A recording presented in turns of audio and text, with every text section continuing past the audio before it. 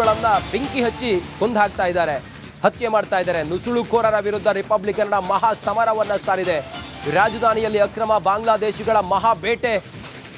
Aadhaar card, ಜನನ ಪ್ರಮಾಣ ಪತ್ರ ಎಲ್ಲವೂ ಕೂಡ ಫೇಕ್, ಪ್ರತಿಯೊಂದು ಫೇಕ್. ಯಾವ ಆಧಾರ್ ಕಾರ್ಡ್ ನಂಬರ್ಗೂ OTP ಬರಲ್ಲ, ಎಲ್ಲವೂ ಫೇಕ್. ಬರ್ತ್ ಸರ್ಟಿಫಿಕೇಟ್ ಸ್ಕ್ಯಾನ್ ಮಾಡಿದ್ರೆ ಮಾಹಿತಿನೇ ಇಲ್ಲ, ಎಲ್ಲಿ ಈತ ಹುಟ್ಟದ, ಎಲ್ಲಿಂದ ಬಂದ ಅಂತ ಹೇಳಿ. ರಿಪಬ್ಲಿಕ್ ಕನ್ನಡ ಇಂಥ ದೇಶದ್ರೋಹಿಗಳ ವಿರುದ್ಧ ಸಮರವನ್ನ ಸಾರಿದೆ. 2.0 ರಿಪಬ್ಲಿಕ್ ಕನ್ನಡದ ಬಾಂಗ್ಲಾ ಬೇಟೆ 2.0 ಕಾರ್ಯಾಚರಣೆ ಮೂಲಕ ಇವರ ಎಲ್ಲ 4.0 ನಾವು 1ರಿಂದ ಶುರು ಮಾಡಿ ಈಗ 4.0 ರಿಪಬ್ಲಿಕ್ ಕನ್ನಡದ ಈ ಇನ್ವೆಸ್ಟಿಗೇಷನ್ ರಿಪೋರ್ಟಿಂಗ್, ಆ ಮೂಲಕ ನಾವು ಇವರ ಜನ್ಮ ಜಾಲಾಡ್ತಾ ಇದ್ದೀವಿ, ಇವರ ನೆಲೆಗಳನ್ನ ಭೇದಿಸ್ತಾ ಇದ್ದೀವಿ, ಇವರೆಷ್ಟು ಮಾರಕ ದೇಶಕ್ಕೆ ಅನ್ನೋದನ್ನ ಜನರ ಮುಂದೆ ತಿಳಿಸ್ತಾ ಇದ್ದೀವಿ. ಸರ್ಕಾರ ಏನ್ ಮಾಡುತ್ತೆ ಕಾದು ನೋಡಬೇಕು. ನಮ್ಮ ಪ್ರತಿನಿಧಿ ಅಲ್ಲಿಂದ ಒಂದು ಪ್ರತ್ಯಕ್ಷ ನೀಡಿದ್ದಾರೆ, ಬನ್ನಿ ನೋಡೋಣ. ಈಗಾಗಲೇ ಏನು ಅಕ್ರಮ ದೇಶಿಗರ ಒಂದು ಅಭಿಯಾನ ಏನು ಶುರು ಮಾಡಲಾಗಿದೆ. ಈ ಹಿನ್ನೆಲೆಯಲ್ಲಿ ಈಗ ಸದ್ಯದ ಮಟ್ಟಿಗೆ ಆನೇಕಲ್ನ ಗೋರೇನಹಳ್ಳಿ ಬಳಿ ನಾವಿದ್ದೀವಿ. ಇಲ್ಲಿ ಹೆಚ್ಚು ಕಡಿಮೆ ಒಂದು 100ರಿಂದ 150 ಜನ ಈ ಒಂದು ಭಾಗದಲ್ಲಿ ನೆಲೆಸಿದ್ದಾರೆ ಅಂತಾನೆ ಹೇಳ್ಬೋದಾಗಿದೆ. ಈಗಾಗಲೇ ನೀವು ನೋಡ್ತಾ ಇರಬಹುದು ದೃಶ್ಯಗಳಲ್ಲಿ, ಈ ಗೋರೇನಹಳ್ಳಿಯ ಆನೇಕಲ್ ಹೊರಭಾಗದಲ್ಲಿರುವಂಥದ್ದು.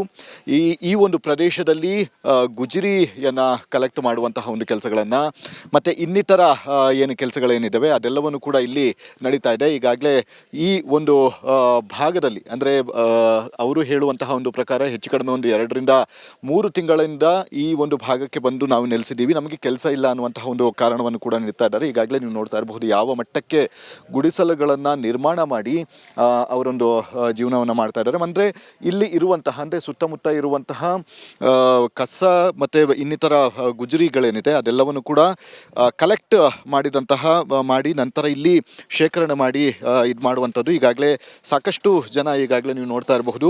आपका क्या नाम क्या है? फरीदा शेख। किधर से? देश থেকে कोलकाता ठीक है. ಎಸ್, ಇವರು ಕೋಲ್ಕತ್ತಾ ಅಂತ ಹೇಳ್ಕೊಳ್ತಾ ಇರುವಂಥದ್ದು. ಇನ್ನು ಇವರ ಆಧಾರ್ ಕಾರ್ಡ್ ಆಗಿರಬಹುದು ಮತ್ತು ಇನ್ನಿತರ ಡಾಕ್ಯುಮೆಂಟ್ಸ್ಗಳೇನಿದೆ ಅಂದರೆ ಬರ್ತ್ ಸರ್ಟಿಫಿಕೇಟ್ಗಳೇನಿದೆ ಅದೆಲ್ಲವೂ ಕೂಡ ಫೇಕ್ ಅಂತ ಗೊತ್ತಾಗ್ತದೆ. ಯಾಕಂದರೆ ಯಾವುದೇ ಒಂದು ಆಧಾರ್ ಕಾರ್ಡಲ್ಲಿ ನಂಬರ್ಗಳನ್ನು ಇದು ಮಾಡಿದಂತಹ ಸಂದರ್ಭದಲ್ಲಿ ಸಹಜವಾಗಿ ಅದಕ್ಕೆ OTPಗಳು ಕೂಡ ಹೋಗುತ್ತೆ. ಮತ್ತು ಬರ್ತ್ ಸರ್ಟಿಫಿಕೇಟ್ ಏನು ಒರಿಜಿನಲ್ ಅಂತ ಏನು ತೋರಿಸಲಾಗ್ತಾ ಇದೆ, ಆ ಬರ್ತ್ ಸರ್ಟಿಫಿಕೇಟ್ಗಳನ್ನು ಸ್ಕ್ಯಾನ್ ಮಾಡಿದಂತಹ ಸಂದರ್ಭದಲ್ಲಿ ಯಾವುದೇ ರೀತಿಯಾದಂತಹ ಮಾಹಿತಿಗಳು ಅದರಲ್ಲಿ ಸಿಗ್ತಲ್ಲ. ಅಂದರೆ ಇದೆಲ್ಲವೂ ಕೂಡ ಕಲರ್ ಪ್ರಿಂಟೆಡ್ ಏನು ವೋಟರ್ ID ಆಗಿರಬಹುದು, ಆಧಾರ್ ಕಾರ್ಡ್ ಆಗಿರಬಹುದು, ಅದೆಲ್ಲವೂ ಕೂಡ ನಕಲಿ ಅಂತ ಹೇಳಿ ಈಗಾಗಲೇ ಗೊತ್ತಾಗ್ತಾ ಇರುವಂಥದ್ದು. ಮತ್ತು ಈ ಒಂದು ಭಾಗದಲ್ಲಿ ಈಗ ಹಿಂದೂ ಸಂಘಟನೆಗಳೇನಿದೆ ಆ ಹಿಂದೂ ಸಂಘಟನೆಗಳು ಕೂಡ ಇಲ್ಲಿಗೆ ಬಂದು ಒಂದು ದಾಳಿಯನ್ನು ನಡೆಸಿದಂತಹ ಸಂದರ್ಭದಲ್ಲಿ ಯಾರ ಬಳಿಯೂ ಕೂಡ ನಿಖರವಾದಂತಹ ಒಂದು ಮಾಹಿತಿ ಇಲ್ಲ. ಆಧಾರ್ ಕಾರ್ಡಲ್ಲಿ ನಂಬರ್ಗಳನ್ನು ಒತ್ತಿದಂತಹ ಸಂದರ್ಭದಲ್ಲಿ ಆ ಆಧಾರ್ ಕಾರ್ಡಿಗೆ OTP ಕೂಡ ಹೋಗದೇ ಇರುವಂಥದ್ದು. ಅಂದರೆ ಇದೆಲ್ಲವೂ ಕೂಡ ಫೇಕ್ ಅಂತ ಹೇಳಿ ಈಗಾಗಲೇ ಗೊತ್ತಾಗ್ತಾ ಇದೆ.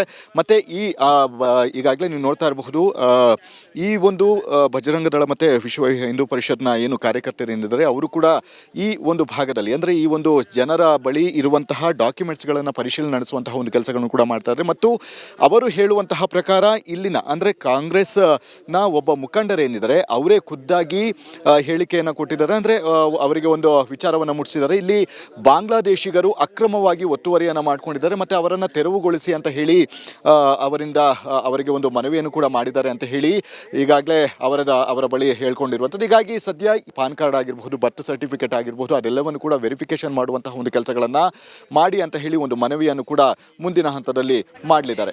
ಕ್ಯಾಮ್ರಾಮನ್ ಮಂಜು ಜೊತೆ ಅಭಿಷೇಕ್ ಜಯಶಂಕರ್, ರಿಪಬ್ಲಿಕ್ ಕನ್ನಡ. ಇವುಗಳನ್ನ ಬೆಂಕಿ ಹಚ್ಚಿ ಕೊಂದು ಹಾಕ್ತಾ ಇದ್ದಾರೆ, ಹತ್ಯೆ ಮಾಡ್ತಾ ಇದ್ದಾರೆ. ನುಸುಳುಕೋರರ ವಿರುದ್ಧ ರಿಪಬ್ಲಿಕ್ ಕನ್ನಡ ಮಹಾ ಸಮರವನ್ನ ಸಾರಿದೆ. ರಾಜಧಾನಿಯಲ್ಲಿ ಅಕ್ರಮ ಬಾಂಗ್ಲಾದೇಶಿಗಳ ಮಹಾ ಬೇಟೆ. ಆಧಾರ್ ಕಾರ್ಡ್, ಜನನ ಪ್ರಮಾಣ ಪತ್ರ ಎಲ್ಲವೂ ಕೂಡ ಫೇಕ್, ಪ್ರತಿಯೊಂದು ಫೇಕ್. ಯಾವ ಆಧಾರ್ ಕಾರ್ಡ್ ನಂಬರ್ಗೂ OTP ಬರಲ್ಲ, ಎಲ್ಲವೂ ಫೇಕ್. ಬರ್ತ್ ಸರ್ಟಿಫಿಕೇಟ್ ಸ್ಕ್ಯಾನ್ ಮಾಡಿದ್ರೆ ಮಾಹಿತಿನೇ ಇಲ್ಲ, ಎಲ್ಲಿ ಈತ ಹುಟ್ಟದ, ಎಲ್ಲಿಂದ ಬಂದ ಅಂತ ಹೇಳಿ. ರಿಪಬ್ಲಿಕ್ ಕನ್ನಡ ಇಂಥ ದೇಶದ್ರೋಹಿಗಳ ವಿರುದ್ಧ ಸಮರವನ್ನ ಸಾರಿದೆ. 2.0 ರಿಪಬ್ಲಿಕ್ ಕನ್ನಡದ ಬಾಂಗ್ಲಾ ಬೇಟೆ 2.0 ಕಾರ್ಯಾಚರಣೆ ಮೂಲಕ ಇವರ ಎಲ್ಲ 4.0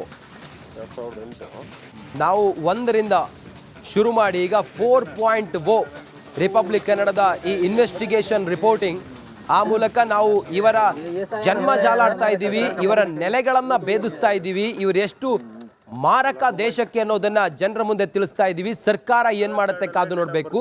ನಮ್ಮ ಪ್ರತಿನಿಧಿ ಅಲ್ಲಿಂದ ಒಂದು ಪ್ರತ್ಯಕ್ಷ ನೀಡಿದ್ದಾರೆ, ಬನ್ನಿ ನೋಡೋಣ. ಎಸ್, ಈಗಾಗಲೇ ಏನು ಅಕ್ರಮ ದೇಶಿಗರ ಒಂದು ಅಭಿಯಾನ ಏನು ಶುರು ಮಾಡಲಾಗಿದೆ. ಈ ಹಿನ್ನೆಲೆಯಲ್ಲಿ ಈಗ ಸದ್ಯದ ಮಟ್ಟಿಗೆ ಆನೇಕಲ್ನ ಗೋರೇನಹಳ್ಳಿ ಬಳಿ ನಾವಿದ್ದೀವಿ. ಇಲ್ಲಿ ಹೆಚ್ಚು ಕಡಿಮೆ ಒಂದು 100ರಿಂದ 150 ಜನ ಈ ಒಂದು ಭಾಗದಲ್ಲಿ ನೆಲೆಸಿದ್ದಾರೆ ಅಂತಾನೆ ಹೇಳ್ಬೋದಾಗಿದೆ. ಈಗಾಗಲೇ ನೀವು ನೋಡ್ತಾ ಇರಬಹುದು ದೃಶ್ಯಗಳಲ್ಲಿ ಈ ಗೋರೇನಹಳ್ಳಿಯ ಆನೇಕಲ್ ಹೊರಭಾಗದಲ್ಲಿರುವಂಥದ್ದು.